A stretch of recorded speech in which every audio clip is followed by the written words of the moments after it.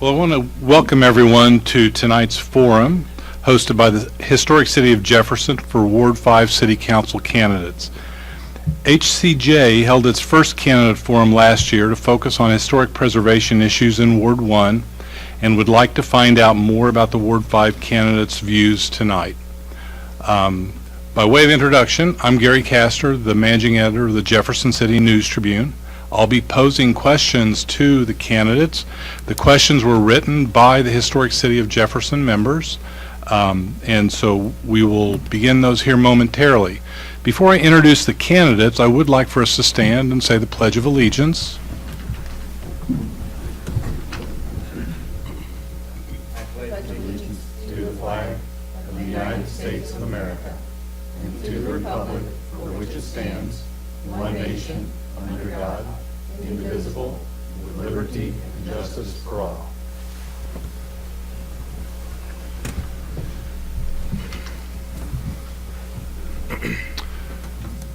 So tonight we thank City Hall for letting us, for hosting this event for us, as well as JCTV for streaming these proceedings. So now let's welcome our candidates. In alphabetical order, Jim Crabtree, John Hensley, Ashley Jones Kaufman. The candidates have had several chances to introduce themselves through a variety of forums and events. So tonight, we're going to mix it up a little bit. We're going to just jump right into the questions, and then at the end, you'll have an opportunity to summarize your thoughts or add anything perhaps that we didn't get to. All right? So before the forum, we chose who would be going first, and Jim drew the short straw, so he'll begin for us. So our first question is, City Council members and staff have been promoting the idea of local historic districts as a tool to use in implementing the revised Historic Preservation Ordinance passed by the Council in January. The current ordinance regarding these districts requires 75% of property owners to submit notarized signatures before a district can be considered by the city. For planning purposes, larger local historic districts would likely be the most beneficial, but the 75% requirement may result in smaller clusters of houses being proposed as a district instead. At last night's meeting, there was a mention of streamlining the local historic district process. So the question is, what do you think of the 75% requirement, and how would you suggest revising the process, if at all? Jim. The 75% requirement is to build participation within a neighborhood and get people on board. When you do a historic neighborhood designation, it does affect people's use of the property. In my estimation, it affects it to an advantage, but the architectural requirements to some may be a disadvantage. So I see that as a useful tool in terms of making sure that you have the majority of a neighborhood invested in participating in a historic neighborhood designation. It's something that I'd like to assess and see how it works. Streamlining, making processes easier is an advantage, but I'm not sure what that would be defined as. So in summary, I support the 75%, but would look at alternatives. Okay. They're on. Yeah, they're on. Is this better? Yeah. Okay. We'll get closer. There you go. You might also be able to bend it down a little bit too, I'm not sure. Oh, okay. There you go. All right, Ashley, you're up next. Local districts gives communities a future in their voice. So 75%, like Jim said, gives people an opportunity to participate. By participating in this designation process, citizens can help direct their community's path, what their futures may look like. Making these decisions together in a constructive way gets everybody involved, and everyone has a stake in their property. I also know that sometimes residents are absent and may be out of reach, so it's harder to kind of make contact, so that'll have to be something that's assessed further to see Is 75 a good number, or should it be a little lower? Because as you know, sometimes people are hard to get in contact with. Thank you. Thank you. John? Yeah, I think it's important in these considerations to make sure that the neighborhoods are bought in to the proposal, and that you have cooperation among the people who live there and the parcel owners. So 75% to me does not seem remarkably unworkable, but then again, I haven't participated in one of those processes before, so we should probably ask the people who have and see how past efforts have been received in those neighborhoods, and see if that number needs to be tweaked.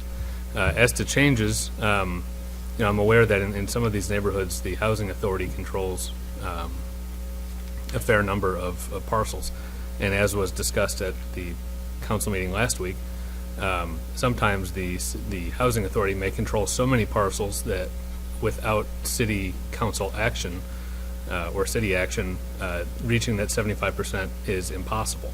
So there's got to be a way that we can get around that problem in these neighborhoods, where truly the only thing standing in the way of these neighbors accomplishing what they're trying to accomplish is the city.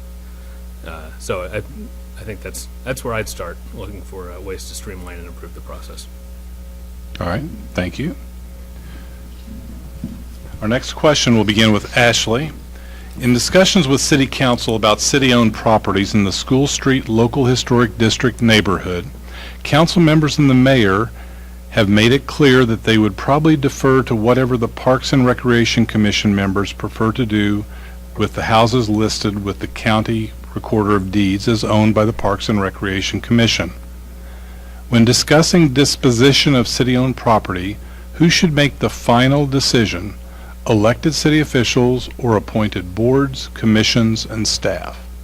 I believe with the talk with the neighborhood, I believe the city council should make that decision, just because since they are the voice of the people, the city council should have discussed with neighbors and residents what they want to do with that land. So I believe the city council should make that decision. Okay. John? Yeah, I think that the charter vests all the powers of the city and the city council. So disposition of city property seems like a reasonable thing also ultimately to fall to the council to decide on. But of course, staff would be involved in the administration of that decision. All right. Jim? Well, I know that there's been some discussions of whether the park board owns property, whether the city is the actual owner of that property. Within this particular neighborhood, I think that we really need to be a little bit more clear in the message we're sending. We're establishing a historic district in the neighborhood, and I think if that is the intent that the city wants to encourage, the city needs to encourage by leadership of preserving the structures that are in that neighborhood. So city council should be making that decision and should be reflecting the messages that are being sent. All right. Thank you.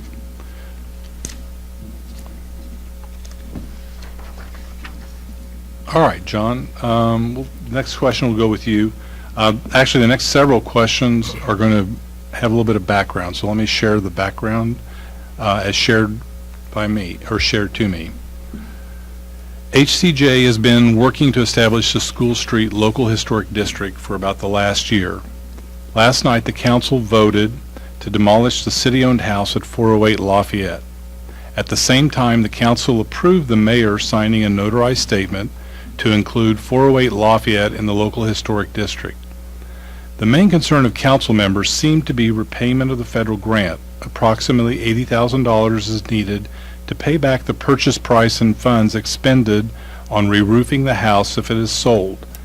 If demolished, additional federal funds could be used to cover the cost. While the property was offered for sale for 60 days, terms of the offer required no less than $40,000 purchase price with no contingencies, and the sole bidder was not allowed to view the interior. This meant that anyone who purchased the property could not get a building permit from the city. The local historic district is needed to make this possible. By approving the mayor's signature and voting to demolish the house, the council indicated the formation of a local historic district was acceptable for privately owned houses, but not for city-owned property. If elected, would you be in favor of offering 408 Lafayette for sale for longer than the original 60 days? And what are your thoughts on the restrictions placed on the sale by staff? I'm up. Yes. Yeah, everything I've heard about the attempted sale of that property leads me to believe that there are probably some things that we could do differently to perhaps attract more buyers in the future. Creative ways of listing the property with an actual agent. If it's the property that I'm thinking of, is that the, I don't know if I'm allowed to ask questions. Is that the one simply with the white sign with black lettering on it? Yeah. Perhaps listing it with a realtor and getting it onto the MLS where it might be viewed by more people, perhaps granting more access to what people might actually be buying, and any number of other things that you would normally do in the course of selling your own home should be looked into. Perhaps even creating sort of a competition scenario among local realtors to try to get the thing sold. And the second part of your question was? What are your thoughts on the restrictions placed on the sale by staff? Yeah, it seems that there were first perhaps too many restrictions, and second, perhaps not enough avenues attempted to try to get it sold. So I personally would be in favor of giving it another shot. All right. Jim? From the description that you gave, there are some difficulties in my mind. One, I'm not sure why you wouldn't let somebody go into the house unless it was structurally deficient, in which case you wouldn't want somebody to risk their lives. So I'm not sure I have enough information, but from the general information that you gave, I think there are other avenues. Being on the board of Old Town Revitalization Commission, we routinely look at buildings and try to find avenues for adaptive reuse and restoration.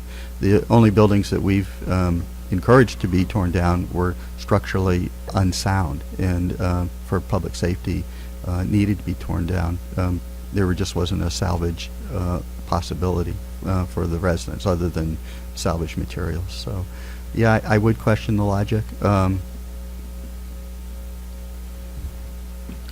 With your remaining time, would you like to try to answer your thoughts on the restrictions placed on the sale by staff?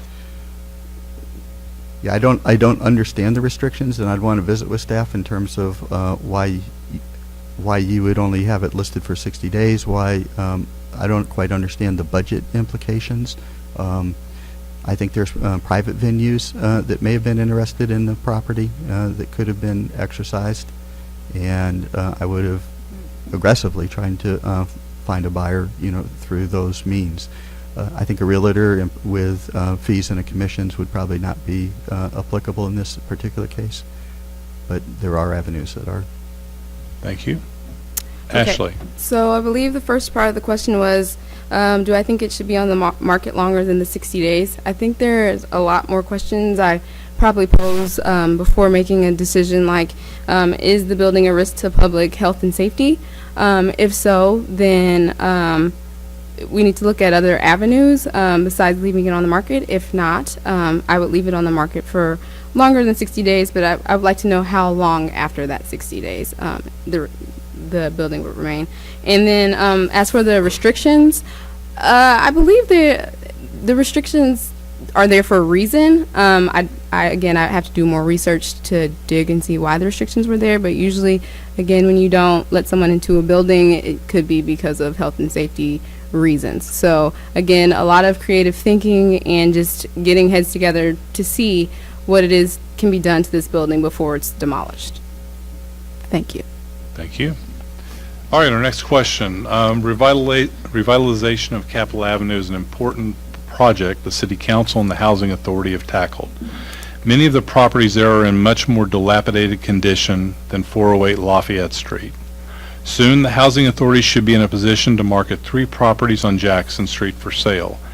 Given last night's vote by City Council to demolish 408 Lafayette to save paying back federal funds, how would you reassure potential buyers that the city intends to complete the Capitol Avenue project, even if the approximately $275,000 budgeted to cover the Housing Authority's costs is expended?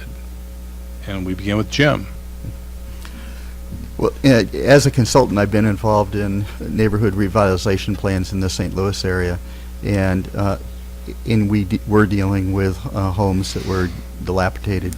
Capitol Avenue is very significant. I think it establishes the sense of place of Jefferson City through the architecture and the diverse architecture of the homes. Those were grand homes, and going down it and with the Capitol at the terminus is an experience that I don't think anybody really wants to give up. You may end up with just shells where you're saving the facades and due to structural conditions, but I think it's important that you do preserve as much as the architecture as you can. It reflects the ethnicity of our city, the craftsmanship of our city, and the evolution of architecture. So I hope that answered your question. All right. Ashley. I'm going to ask you to repeat the question, please. Sure. Sorry. Given last night's vote by City Council to demolish 408 Lafayette to save back federal funds, how would you reassure potential buyers that the city intends to complete the Capitol Avenue project? I think reassuring potential buyers would be letting them know that Jefferson City is a great city with a great historic background. With that being said, we're trying to preserve structures, historic preservation, because it's a cultural benefit and it's also an economic benefit. As we now have our first district, historic district designation, I think it's something to look at and say we've done this for one part of Jefferson City, and we are trying to make our city as good as it can be. So just reassuring the buyer that losing these buildings would be losing our culture, and it would be unfortunate to have to start again with different materials and place things there that would not really fit the structure of what we're trying to preserve. All right. Thank you. John? Yeah, I think in terms of convincing investors who would be interested in other projects, I think first pointing out that 408 Lafayette may be a particularly unique situation when it comes to those funds, if that is the case, and that the decision to demolish was for a federal funds reason rather than perhaps some other reason. So you're very vocal about that, very upfront about that, and then also pointing out the great efforts being taken by the city and people in the community to affect the historic preservation intentions and priorities of that we all share. Yeah, of course, they are gorgeous structures. It is a gorgeous part of town. It is a proud and a rich legacy and history, and it's also a huge driver of tourism and economic activity in town. So it's important to the city for a number of reasons, and we don't want to give any indication to anyone who might be interested in investing in it that that the word of the city and the publicly stated intention of the city should be doubted for a moment. All right. Thank you. All right. Our next question, we'll go with Ashley next. Staff represented to the City Council last night that 408 Lafayette was a dangerous building. Given that the city invested $55,000 in purchasing this building, do you think that as a council person, you have any responsibility to validate the assessment of city staff? Yes, as city council member or potential, I think we should validate that as long as the appropriate research has gone into the building and it's been looked at by the powers that need to look at it, then yeah, short answer, yes, I do believe that they should be accountable for the city's decision. So, All right. thank you.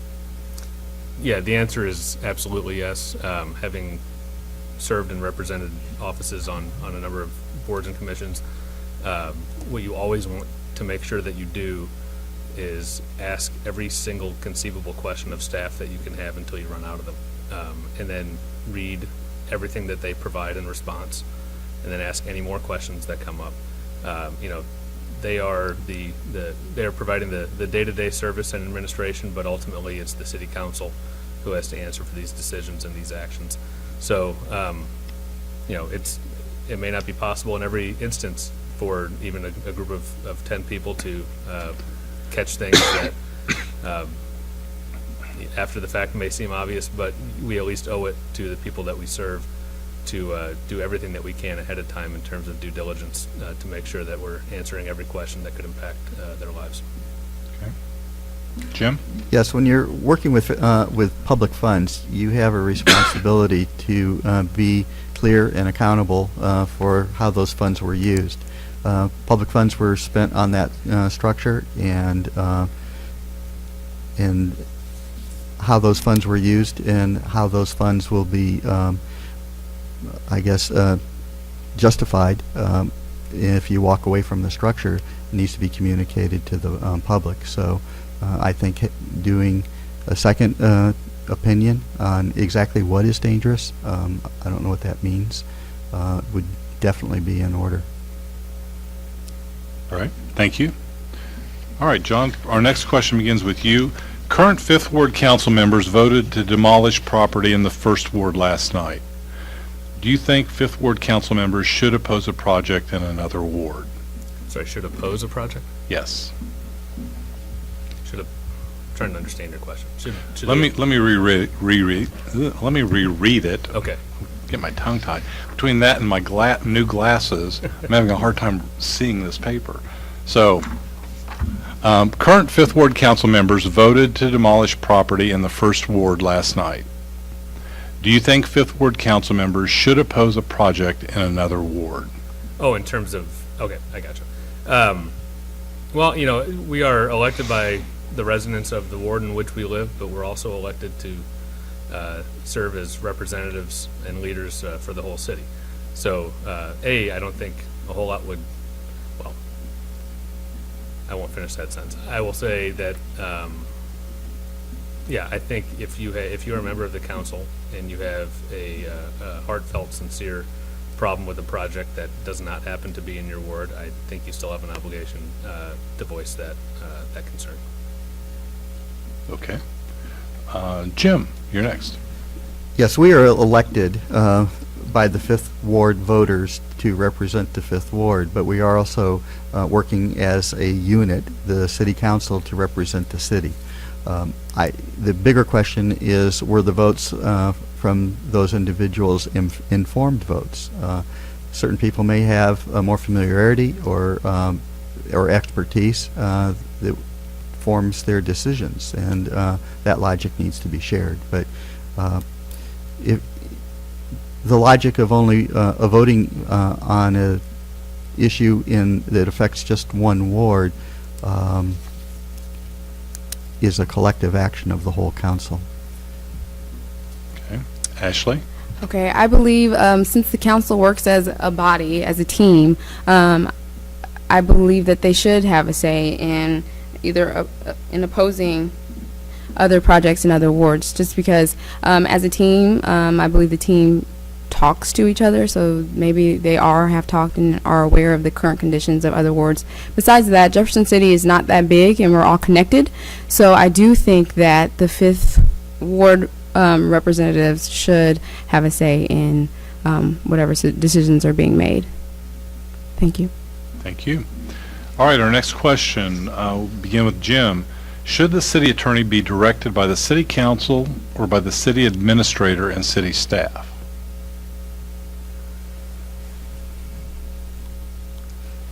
I believe does our charter define that relationship? I believe that the counselor would be serving the city council and may receive direction and information from city staff. But the overall responsibility would be to the city and to the city council. All right. Ashley? Can you repeat that for me, please? Sure. Should the city attorney be directed by the city council or by the city administrator and city staff? That is a good question. And I would have to do further research on that, but I believe it would be the city council. But I don't want to answer and not have the correct answer. So more research is needed on my part to answer that question. Okay. John? Yeah, charter pop quiz.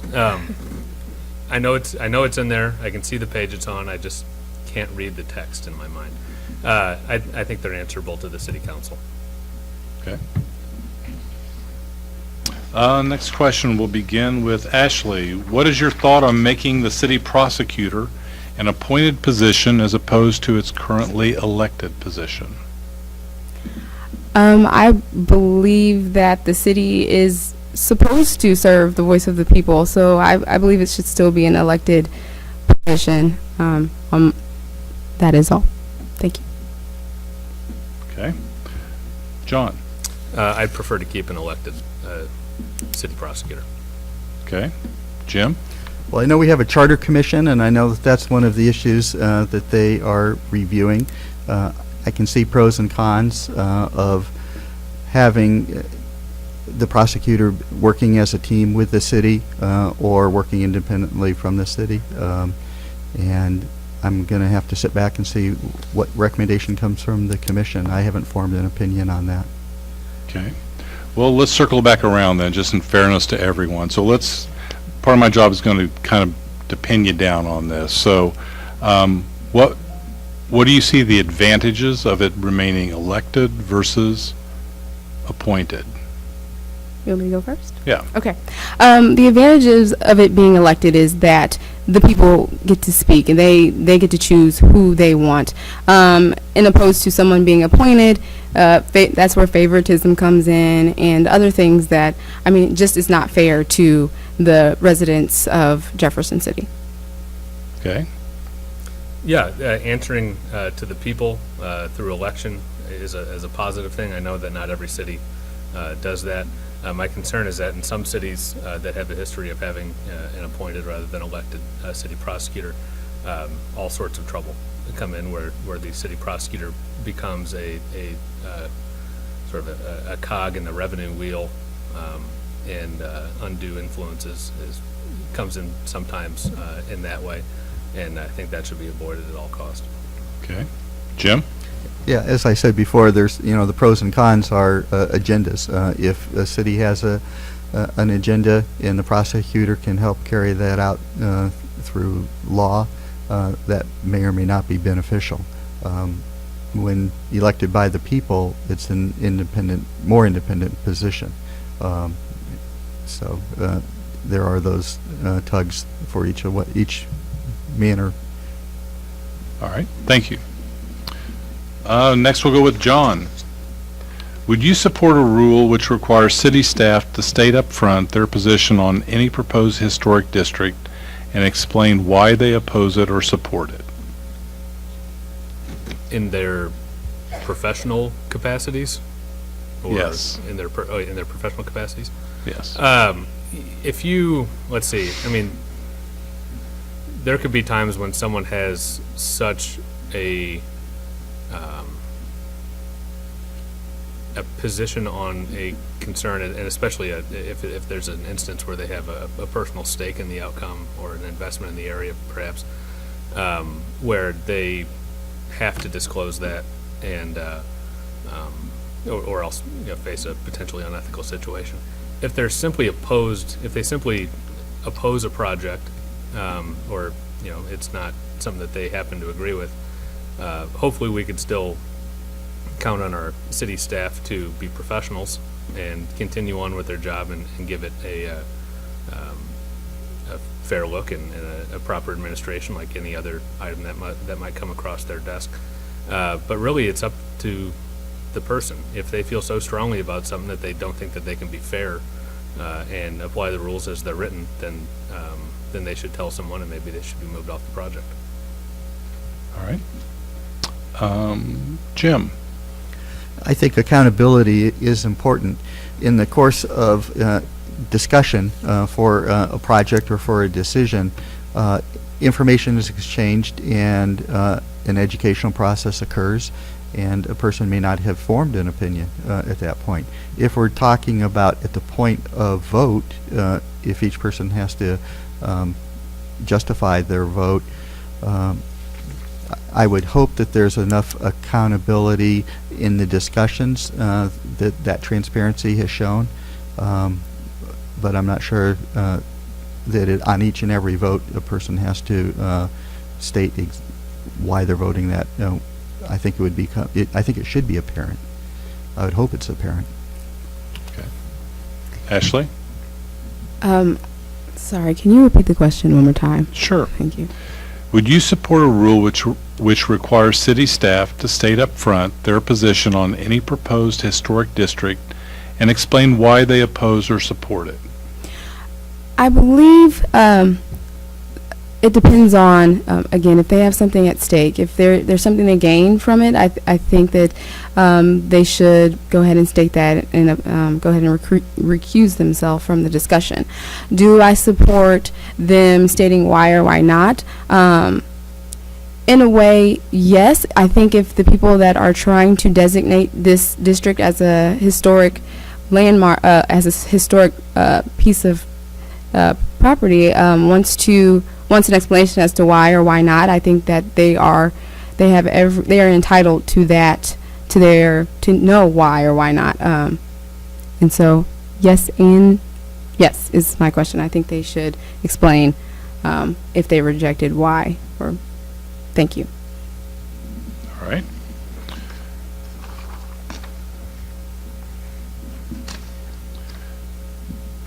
Next question begins with, I get confused here, it would be Jim. Do you support the development of Adrian's Island? Why or why not? Well, that's a good question. Yes. But it's not so much the destination that's important. It's the reconnection to the Missouri River that I think is important. And perhaps that's too philosophical, but in communities that I have worked on comprehensive city plans, and in St. Charles and Little Rock, Arkansas, and Omaha, when that connection had been made, it really became a catalyst for a lot of other development, which also spurred economic development, which also brought in tourism. And we are a river community, and that is our legacy, that is our heritage, and that reconnection, I think, is important. In 1823, the first capital concept did have a promenade that went down and across over the top of the two railroad tracks and connected to the river. Unfortunately, that never was carried through. Going back to why that's important, the current proposal, is a curvilinear bridge that connects to Adrian's Island. It's the journey that is going to be important. When you have 40,000 children going through the Capitol building, being able to walk out and look back at the Capitol building, look down at Loman's Landing, look at the elements that form the city, the transportation elements, it's very meaningful. When you do, there's 13 acres where this hits Adrian's Island. It's above the 100-year floodplain, so there is an area that will be dry. But again, if you're in flood conditions, people are going to go down there and look and observe and see what's occurring. So I think it would be an important element for the city to reconnect to the river. All right. Thank you. Ashley? I think Adrian Island would be a good asset to our community. It would increase tourism. It gives us riverfront access, and also would help with creation of small businesses. However, I do know the cost of the development of Adrian Island does need to be taken into consideration. Thank you. John? Yeah, I don't have a problem with the current status, as I understand it, of the Adrian's Island project, where so much private money has been generously contributed towards it, where I believe an existing pool of public funds already exists that could go towards a project of this nature. And as long as any construction that is done on the island is done sensibly and is done with the fact that it will likely flood out occasionally, I don't have a great concern with it. If there's a requirement for a great deal of additional public funds in the future, like any other dedication of public money, we'd have to take a hard look at that proposal. All right. Next question. What do you perceive to be the biggest challenge or threat, if there is one, to development of MSP? The biggest challenge or threat. I know there has been money set aside for MSP, and the biggest challenge or threat, I guess, in conjunction with MSP is the conversation of a convention center. A challenge would be, should it be placed there or somewhere else? I believe the MSP would be good for our community and the development of our community, but I think there are some challenges that lie ahead, and more research for me would need to be done in order to identify them. Thank you. All right. John? Yeah, with my current understanding of the project, the biggest challenge to me is maintaining prudence and not biting off more than we should responsibly try to chew. There are, everyone has a different plan idea for MSP. Like Ashley mentioned, the conference center, which would have to include a fairly nice, sizable hotel, is one idea. Whether that is feasible or could be supported on that site, I think is a big question that would take serious study, and we'd have to be open to the answer of no. So I think the challenge of prudence. So it's making sure that whatever is developed there, A, fits the neighborhood, B, can be sustained in that area, and that it can also support what is around it. And it may not be as grand and extravagant as some people would like, but I think it's in everyone's best interest to put something in there that can contribute to the economy in a sustainable way, while not being something that we just can't support. All right. Jim? Whenever you're dealing with a development potential such as that, I think that you need to develop some strict criteria. There are some wonderful historic structures in the prison complex that need to be preserved. The development that occurs around those needs to be complementary, and the total development theme that's developed, needs to fold together. I think, in my experience, that makes it more sellable, that makes it more desirable, and that makes it more successful. The challenges are going to be developing that picture. What do we want it to be? And it may or may not have a convention center. It may be multi-use. It may not. It may be residential. I don't think that we've really identified what that should be. And that process needs to happen, and it needs to involve the public and the city and some professionals to guide us through that master planning process. Infrastructure will be a challenge, and the other challenge that we need to keep in mind is the connectivity to downtown. We just don't want another satellite development that doesn't relate to our downtown core. And that connectivity is important and needs to be maintained. Okay. All three of you have spoken strongly about your beliefs about historic preservation in the city, the position it has in the city of importance.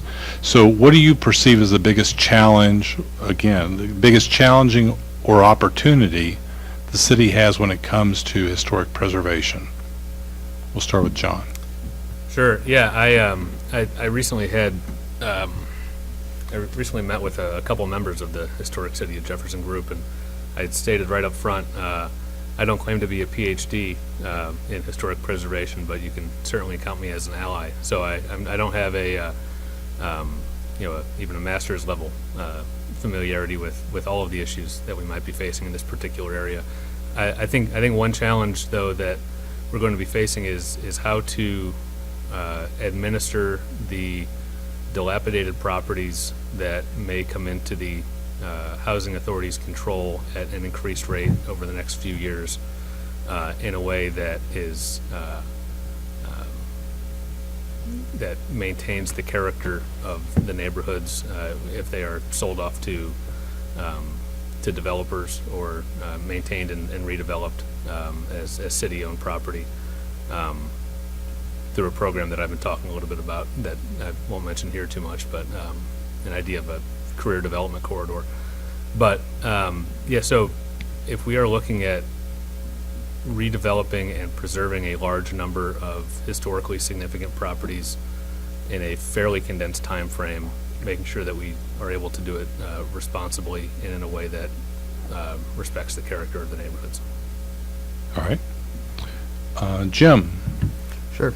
I think there's some wonderful opportunities that have presented themselves and that we have been following. I think the neighborhood historic preservation districts are important. You know, when you look at Morrow Avenue, Vineyard, El Marine, you know, that area, there's some rich architecture and there's some richness to that neighborhood. And it's been demonstrated that when you do those historic districts, and yes, you do establish architectural standards, but it raises the bar on those homes, and typically it raises the values of homes and the desirability to live there. So, so that's important. When you're looking at Capitol Avenue, you know, that same application applies. Old Munichburg, again, you know, we're beginning to see that resurgence and that interest, and it really bonds neighborhoods together, and it makes them desirable. So I think that's very, very good in direction. You know, I am concerned. We have 120 vacant structures in the city. I'm, you know, again, being on Old Town Board, you know, our motto has been, you know, if we can do one structure at a time, you know, that's important. What we found is by providing incentives, people are buying older homes.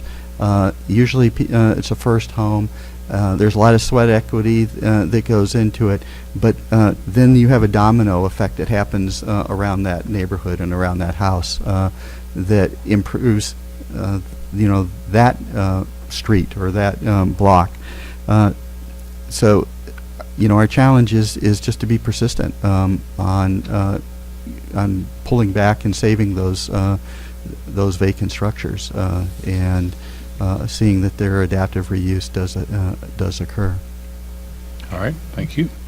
Ashley? I think a challenge that lies ahead is distinguishing more, designating, more historic areas of our city.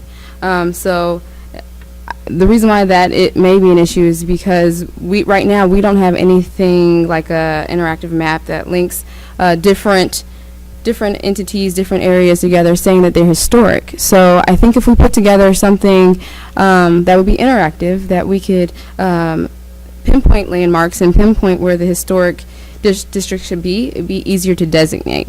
I also think with the 75%, I believe it is, that residents that have to approve, that might be a challenge to distinguish these historic districts. So that's what I see as an issue, might be an issue in the long run, is designating historic areas and districts within our city.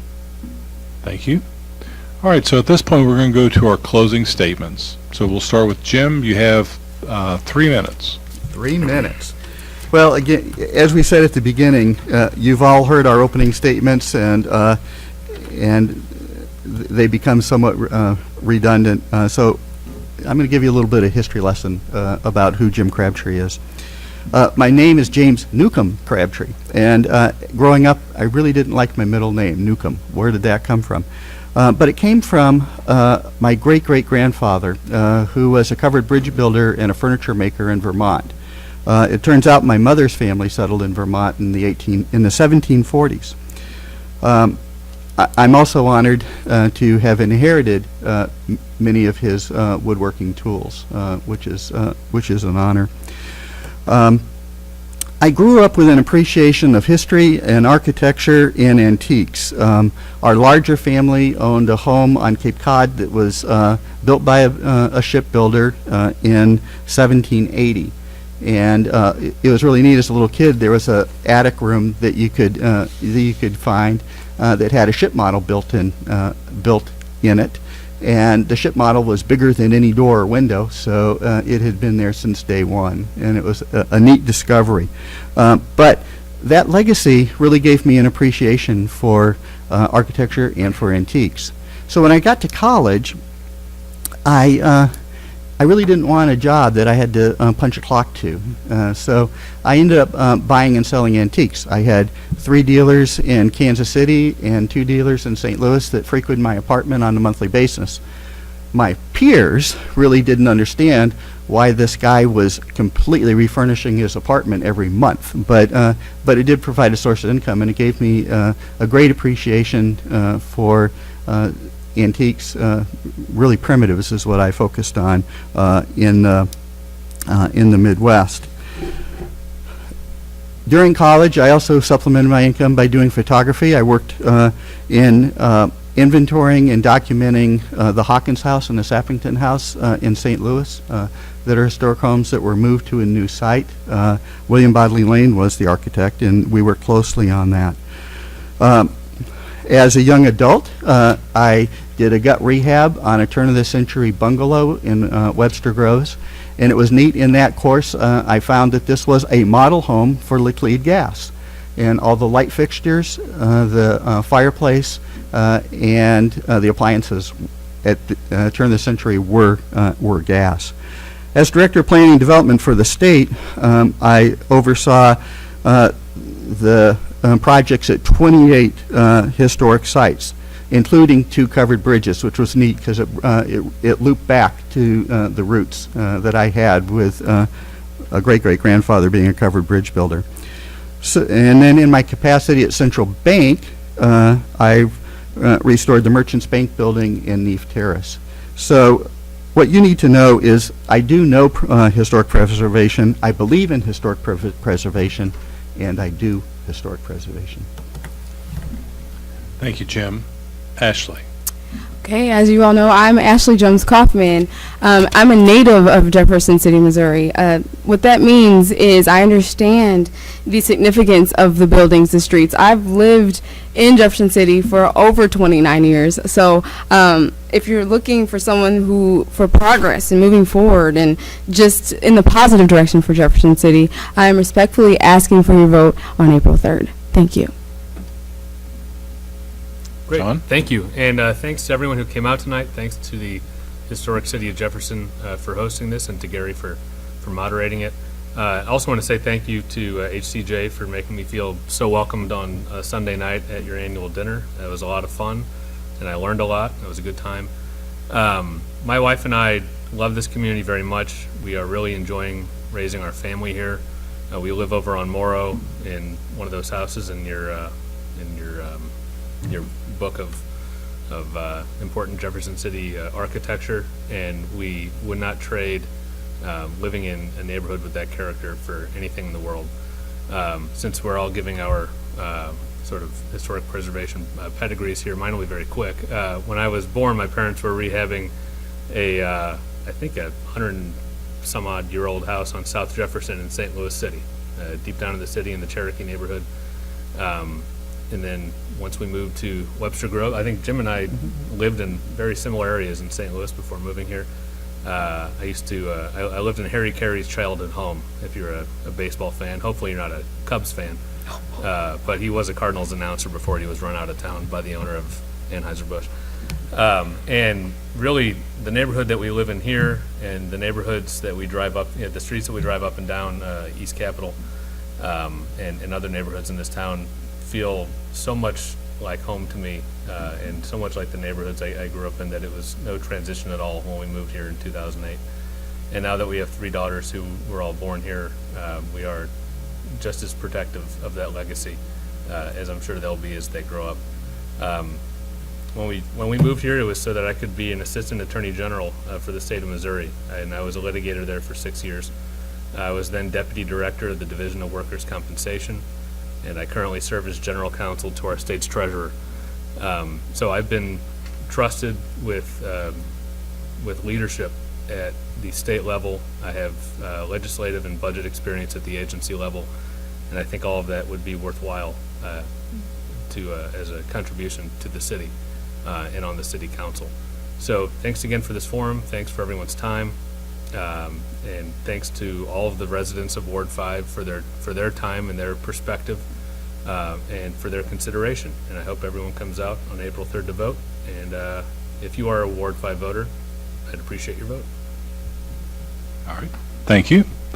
I've enjoyed the opportunity to question you both, all three of you, in 2 forums. I think you've done a very good job in answering the questions succinctly and concisely, and I appreciate your willingness to express your views. I thank HCJ for sponsoring this forum. I think it's incredibly important that voters have the ability to know who they're electing, and as all three have said, we encourage you to go out and vote April 3rd. And with that, I would also like to thank those who came tonight for the forum, as well as those who are watching via JCTV. Have a good evening.